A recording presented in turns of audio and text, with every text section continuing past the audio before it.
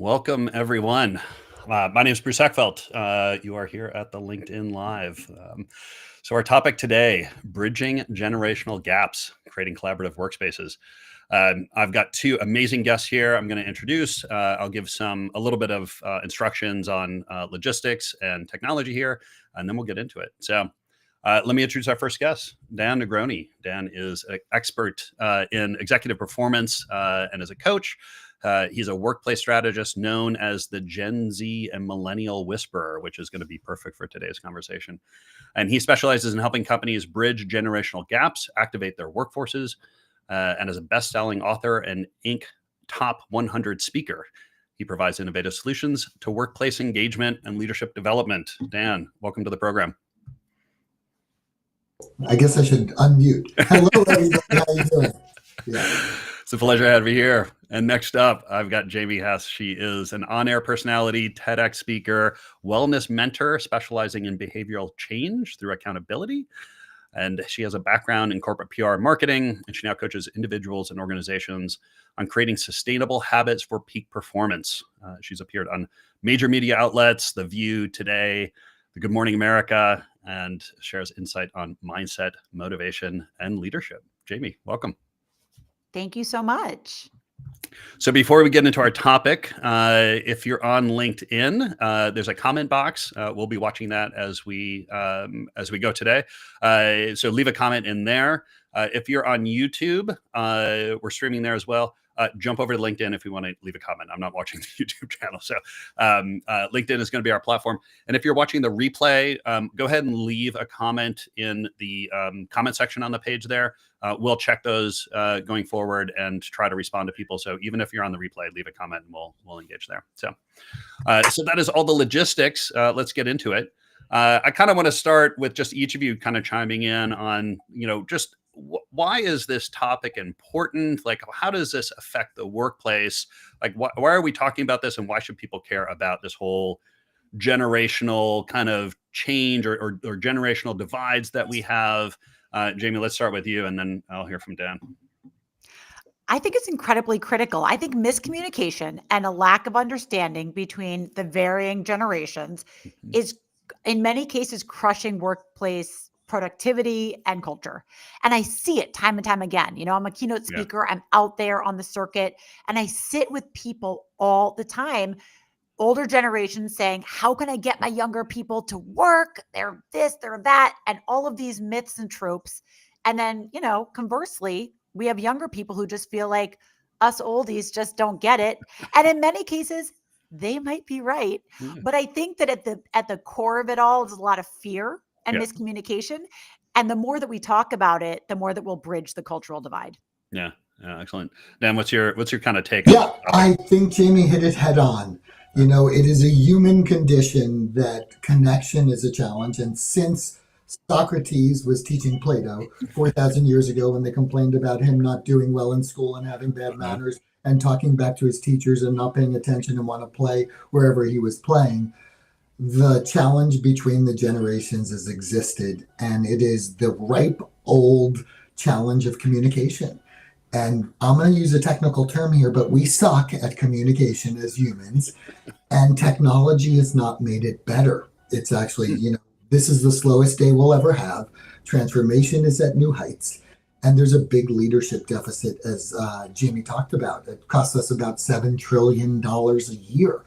And so we're worried about it in our businesses because it's about $25,000 an employee that it's costing us for that $7 trillion, and it's a gap. And we're worried about it in our homes because we love our kids and we love their potential in the future, and yet we love what we are. So the okay boomer, which I get a lot, and all of this stuff is super ripe for dealing with the age-old problem of connecting human beings. It's that simple. And Jamie hit it right on the head. Yeah. Everyone's it's fascinating. I think a lot of this, it ends up being kind of these assumptions that we make about workplace behavior and norms and things like that. And I think humans are, do this all the time, which is I think everyone thinks like I think, right? And that's kind of the fundamental flaw that I think we have. And it certainly happens in this generational side. And if you can kind of overcome that, it can really kind of unlock a lot of kind of productivity and connection and value. Dan, you mentioned something here I wanted to kind of dig into, which is maybe kind of the technology thing, and maybe related to that. Is this, I mean, we've always had generational issues.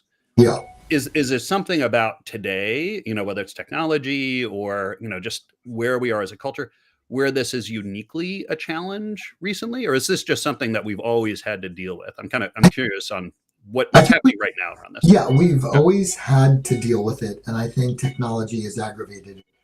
And if you look at Jonathan Haidt's book on the anxious generation and the coddling of the American mind, there's actually data and research and science which shows that, and then of course we had the COVID fiasco with didn't socialize people.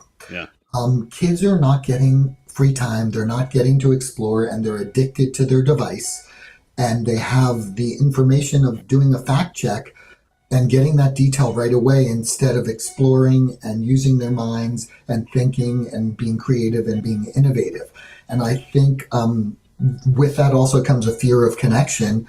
While the social media is great for people that can't get out and connect, it really is challenging us on personal relationships. I think there's a 93% increase between the generations. We'll talk about this study in being overwhelmed by human connection. And so, Houston, we got a problem here, and we're not teaching it in high school. We're not teaching it in college. I didn't learn it in law school. You're not learning it in graduate school. And they get to the workplace, and they don't have the skills to do all these things, which are the human connection things. And we're like, well, you should have them. And I'm not going to teach them if I'm a workplace. But guess what? If you don't teach them, no one will. And so we have to work on onboarding. We have to work on understanding and identifying the gap and how they were raised and how they're feeling. And we have to connect. And so, again, I think it's a human problem and we suck at it. And so that's why Jamie and I are out there trying to bridge, from a leadership perspective, how do we connect people? How do we connect them? Yeah.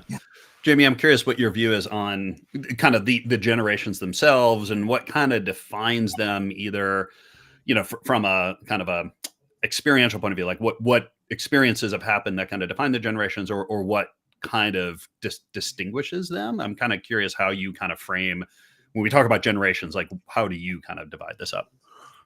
Yeah, well, first of all, just like jumping off of the technology thing for 1 second, I think it's really interesting. A lot of the time we perceive Gen Z to be lacking the skills to communicate face to face, but there's kind of this trope that they'll march in the streets for social justice. They will certainly set their boundaries, right? Mhm. Like that, but they're scared to pick up the phone and call their doctor and make an appointment. And I've experienced this firsthand because they've been brought up and coddled. They used an app. They never had to make a real phone call. And we're really finding it. My mom is TV journalist Joan London. So she grew up in a completely different generation than me, but we both have different experiences. And the reason I mentioned my mom is because she actually had kind of a guest college professor stint.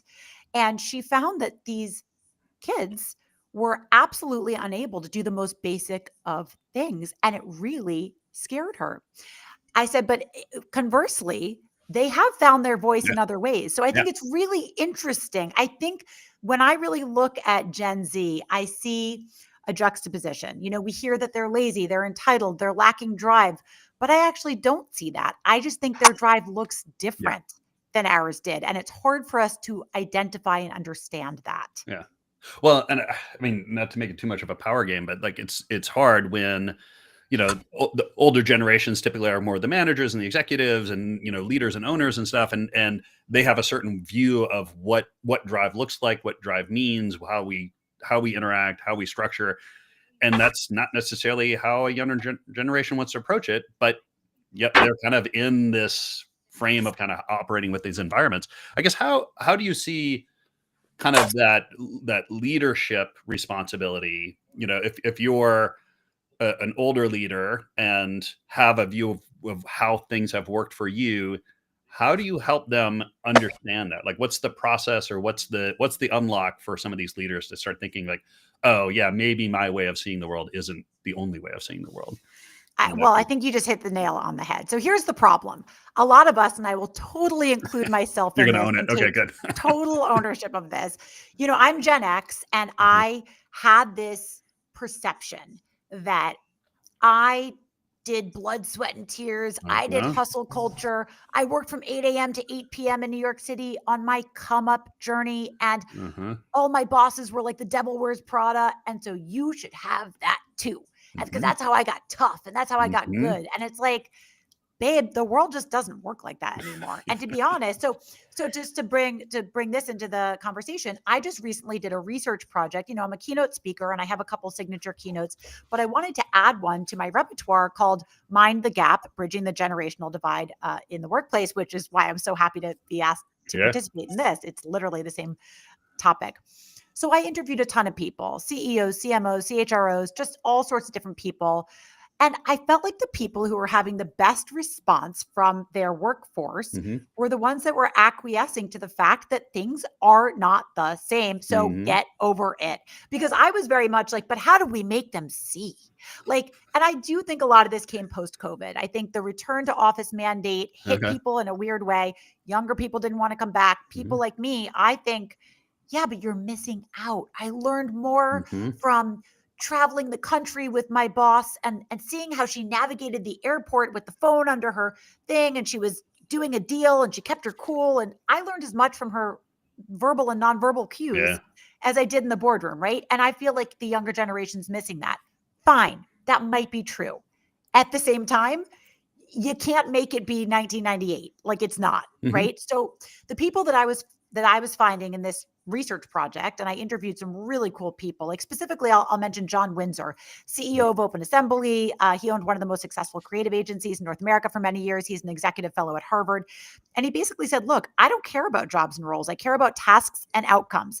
And if I can use open source talent to find somebody that can get the work done well in 2 hours, and they want to spend the rest of the month surfing in Bali, do you, buddy? Like, you don't have to prove anything by having your butt in the chair. And I thought that was very interesting because I'm still very much of the mindset that like culture is built in the office and there's team building and there is an element of that that's true. There's no right answer in this, but I found that the people that tended to have the most positive outlook on solving this problem weren't trying to solve it. They were trying to ride the wave with it. Yeah, that shift from being kind of results-based, from effort-based to results-based, I think is a huge one. Like I see that all the time. Like older leaders, like, I want to see them in the office. I want to see them at their chair. I want to see them typing. The more advanced leaders I find, or the leaders that have adapted to this are like, I just want the results. Like you produce the work that I want. Like I kind of don't care how you do it, when you do it, right? As long as it shows up on my desk at the right time. Dan, what's your take on some of these? Yeah, I mean, I think, look, help me understand what you need from me. Flip the perspective upside down. What's your meaning you get out of the work, and what skills do I need to help you have to do your job? Are all the questions. I think your conversation is super rich. We've also done a study of 400,000 people over 23 years on all the generations, and we do have a cheat sheet, which is like in there. You can get all the data and see what's going on in the workplace because it's been on cognitive behavior over 23 years. And there are lots of crystals there. And the basic premise is that people need to figure out a way to get along and communicate.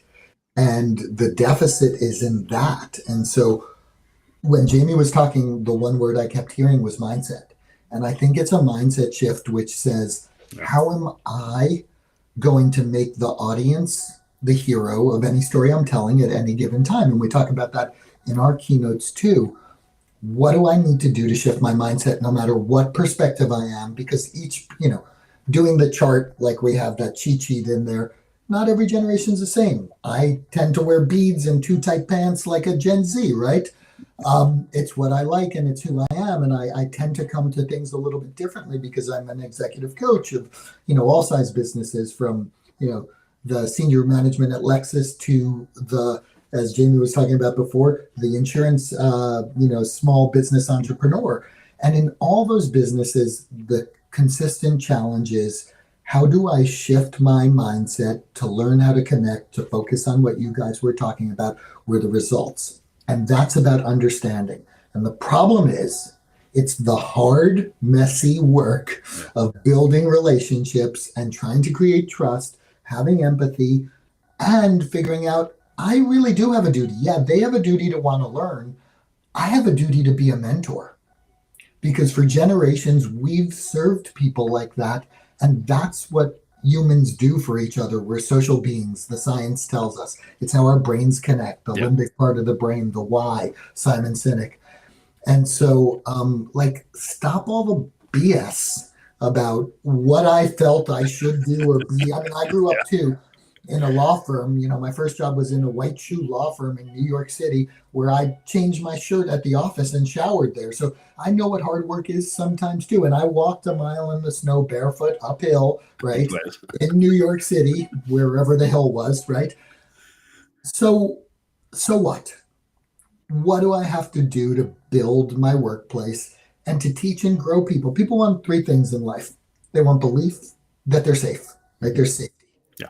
And they feel psychological safety in their workplace. They want to belong to a team where humans, we're social beings. We need that. And they want to become. They want to improve their life. They want to help others. I truly believe that. And there's a way to figure it out, but it takes the one thing that we don't think we have time, and especially older generations, which is time. It takes time. And so time is valuable. And what I'm talking about, take coaching and learning how to be a leader and teaching and sharing and growing and, reverse leadership and mentorship. I mean, they can teach me how to use Perplexity and ChatGPT, right? So we got to figure it out and just stop all the nonsense. And I see it as a professor. I'm also a professor of about 80 college students, and I see it all day. And I will promise you this. And it's just like 5 weeks into the semester now. And they have transformed.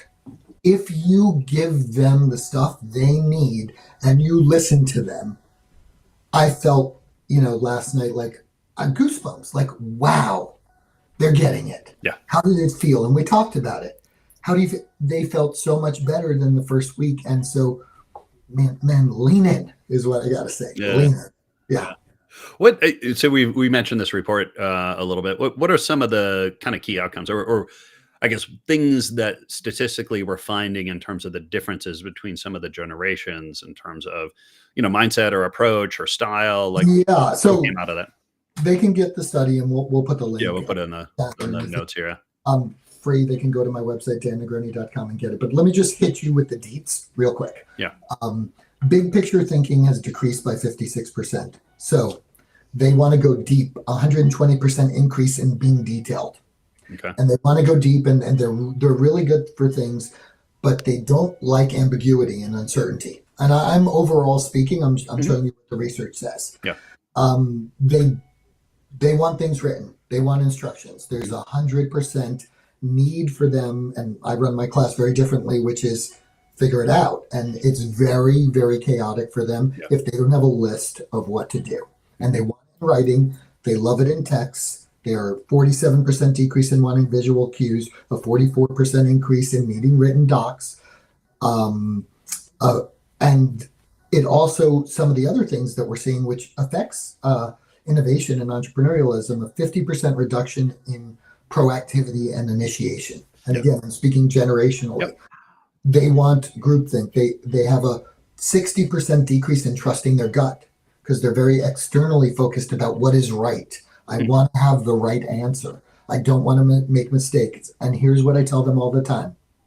Failing is learning, right? All those things Jamie just talked about, the hustle in New York City, the walking with your boss in the airport and seeing how she managed her phone, they're all learning experiences. We all fail. You're 22. It's your job to fail. It's your job to learn. And so you gotta also stop looking at all the outside things and learn a little bit about yourself. Isn't that right? We teach leadership from the inside out. I got to really understand who I am, what I want, and I need to be able to communicate those things. There's 100% increase in desire to work with time and tech and tools. A 91% decline in wanting to work with people. 100% increase in wanting to know the best practices and then wanting to follow them. So they really want to do well. Yeah. Jamie was saying they want to crush it. And we have to understand why those things exist, how they grew up, and then mentor them and shift them, not coddle them, expect things from them, focus on the results and give them the results that they need to do, hold them accountable, because that's what people want in the workplace. They want to be held accountable. They want to learn. So there's very unique things you can learn if you want to shift your mindset to help them. And I promise you, if you do it, it will work. Guaranteed. Money back guarantee. You heard it here. You heard it here. Jamie, what have you heard? And you mentioned that you did a bunch of interviews and conversations with leaders in this space. Like, what of those are kind of resonate with leaders in terms of the things that come up for them that they see in the kind of workplace challenges relative to generations? Again, I think, for instance, of Stacy Heuser, who was the founder of a company called The Narrative Group. She ended up selling it in 2019, and now she's the chief growth officer inside what has become like the largest digital agency in North America. And she's really taken like a turn where she just said, I am listening to my people. We are a culture machine. Like, that's what that agency is supposed to be. And they are culture incubators. And she's really turned back and learned and listened to her team. Now, on the flip side of that, I speak a lot to college students. I just spoke to a sorority at University of Delaware just 2 months ago. And one of the things I said to them was, guys, you're all hearing AI is coming for your jobs, right? It's like a scary time to be graduating college for going into a lot of different industries. What I can tell you, now today I'm a coach and a keynote speaker and all these things, but I was in the office publicist for 17 years. I represented McDonald's. I represented LinkedIn, right now, all sorts of brands. And I said, as a publicist, could AI do that job? Well, could AI write my press release? Yeah, sure could. Could it cultivate a list and send out the press release to those people? Sure. It could also send me a report of who opened it, all sorts of things. The one thing that AI can't do?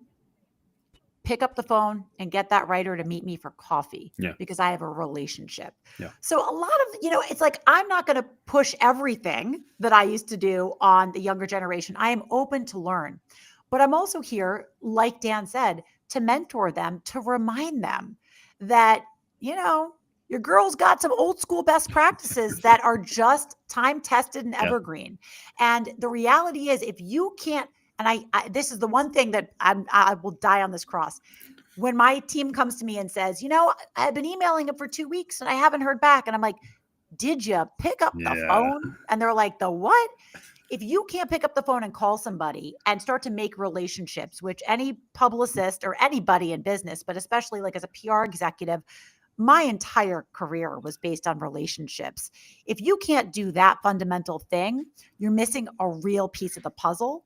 So look, I love the idea that we're just kind of going towards a spirit of mentorship in this conversation, because that's really where I lie. I employ a lot of Gen Z people. I don't find them to be lazy or entitled or any of those things, but I really think it's because I come to them in a spirit of mentorship. They're interested in learning. They see that I'm not trying to force my ways on them, but I'm really interested in bringing them along on a journey that they can't learn through the screen on their phone. Yeah. It's fun. I think about playing charades. This was a while ago, and I was doing this for make a call, and they're like this. Just even things like that. Like, you just don't even think about the changes we have in terms of the basis. So fun. I think I want to say something about what James said. Look, when we talk from the stage, we say, and I think there's a Harvard study, Robert Waldinger did it on, what helps us live the longest study ever done. And it is the quality of our relationships. And so to me, I ask the question all the time, what is the number one life work skill that we should be teaching people? So we can figure out leadership, figure out results, and all those things. And number one answer is usually communication, listening. Then I get discipline and empathy and those things. But the real answer is building relationships. And because we're human and because we're social beings, and we don't focus enough on teaching that in school or accepting that's part of our responsibility in the workplace. And really the first relationship we need to focus on when we're young is understanding ourselves. Because if we don't understand ourselves, we really can't understand how to connect with everyone else. Jamie said about picking up the phone and building a relationship, and the fact that this is the fastest, slowest day we'll ever have. Transformation is accelerated. AI is crazy, but there is no substitute for building a relationship. It is what the world has been built on, and technology will not change it. It is an enhancer. Yeah. It's not fake that it's going to come and take over everything. The facts are we need to learn to combine them, and we need to teach our kids to really figure out how they want to approach that with a mindset and shape that from early ages. And we, again, I'm going to use a technical term, we're sucking at trying to teach that to the world. Yeah. And in colleges, I mean, even when I get my class, and I'm so shocked at what Jamie talked about, the phone and all those things, their inability to really understand that that is what they should be learning. That's what living in a sorority or a frat is. Mm-hmm. That's what college is about. And we got to get better as a society about providing value to help people build those things. And I think that'll solve a lot of the other ilks that we're having in division. Yeah. And it's just, I'm so passionate about coaching it and teaching the leadership and doing all the things Jamie said, because I see when it works, it's magic. When youth and experience connect, magic happens. What are some things, I'm kind of flipping around a little bit. What are some things that as an older generation, we can learn from the younger generation? Like we're talking a lot about things that they need to learn about what we've learned. Like they've got a very different approach, right? Like they have insights that some of the stuff is very intuitive for them. Is there anything that you would recommend that kind of the sort of older or later generation leaders can lean on? Say, look, take advantage of the skills and the mindset and the capabilities of this younger generation. What comes up there? Well, I mean, look, I love to lean into their strengths. I mean, Gen Z are experts at building personal brands, at identifying trends. I personally teach people how to build. I have a literal course that I teach called Brand Ninja, where I teach people specifically so keep in mind, a big part of what I do for a living. So I'm a media personality, all those things I mentioned earlier. I'm a social media influencer. Yeah. I'm at Jamie Hess on Instagram. That's my primary source of revenue. I have a very young person's job in a semi-old person's body. Okay. But my husband and I always joke, we're 44 and 64. We were not trying to be influencers. We're accidental influencers. Mm-hmm. However, as a public relations executive, I was able to lean into it and kind of build it. But the Gen Z are experts at building personal brands. They understand that in 2025, we are all personal brands. I don't care if you work inside a company or, you're an entrepreneur. We are personal brands, and they get that, and they really get it. So I think leaning into them for just how they work. Look, they're digital natives. A lot of us aren't. Yep. We were brought up in different times. And I also think we just have to get more sensitive to the fact that, like I said, I don't find them to not be driven. I find them to be frustrated. Like they don't believe in the same ideals of hustle culture because they saw how it left many of us frazzled and burnt out. And they just kind of figure the world's on fire. Things are unaffordable. Like I can't buy a home anyway. I see a lot of my friends getting rich by not climbing the corporate ladder, but by being, a YouTube star or making a living, maybe participating in the gig economy. Why bother? Yep. Why kill myself working and crush my spirit? I'd rather set boundaries and live a life in pursuit of my passions. And I don't know, maybe they're right. Yeah, exactly. I think we just need to be more curious, as to like the perspective of each other. Yeah. I think that's a great comment is how do we understand each other, right? Like we don't want everyone on the same boat just like us. We want to learn. We want different perspectives. And by the way, they're 75% of the workforce and growing. And there are customers too, right? Yeah. Millennials are now 45 years old, right? 44. I don't know when you were born, Jamie, but maybe I'm 1 year too old to be a millennial. 1980. So I'm actually not a boomer. I'm in 65. So I'm the cusp. Yeah. But I think they do have a lot of things. Like they want to go detail. And they want to fact check everything to death, and so they're great risk assurance. Yeah. And they also want to learn and grow, and they want to learn and grow differently to how the world is migrating now. And so there's so many crystals and values and superpowers in every individual, and particularly in this next generation coming up, to help us really plan and create a great future together and those results. And we gotta start leaning in and listening. And sharing and stop being so my way is the right way. It doesn't work like that. It's never worked like that. Command and control. And we have to learn how to coach ourselves, how to coach each other, how to share and mentor, how to grow, how to, work as we're supposed to work, which is connective beings. And we got to start teaching it in school. And parents have to start, demanding things. And so they are fantastic. I mean, it's funny because one of my students said, "Oh, Dan, I just checked you out on Instagram, and you were bashing Gen Zs." Well, I was explaining something that went on in the class of how they need step-by-step instructions and how I was trying to change it. I will say, when I discussed that I was intentionally not giving it to them in writing, because when they get to their boss, if they said to their boss, "Give it to me in writing, give me a sample and tell me what to do," their boss don't need them. Mm-hmm. It just doesn't need them. They'll do the job. They've done most of the job already. Yeah. And so they have to also understand that their audience, the hero of their audience, is their boss. And so how are they going to build that relationship? And so it is a quid pro quo. Both of us need to figure out. We both need to figure out how to be leaders and mentors of ourselves and each other. Yeah. And whatever the age, whatever the diversity, wherever people come from. Yeah. That's what Jamie said. That's what builds businesses. That's what builds brands. That's what builds community. Yeah. Period. So I think we're gonna leave it with that one. I want to make sure that people have information to get a hold of folks here. Jamie, if people want to learn more about you, what you do, what's the best way to get that?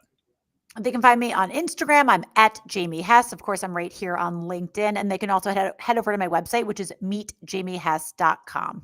Excellent. And Dan, what's the best way to get a hold of you? I'm also on Instagram, even though I'm probably too old for it, at dan.negroni. I like the drink.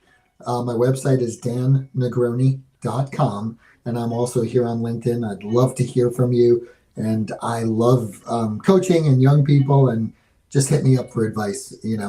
I'll give it, as you can see. Yeah.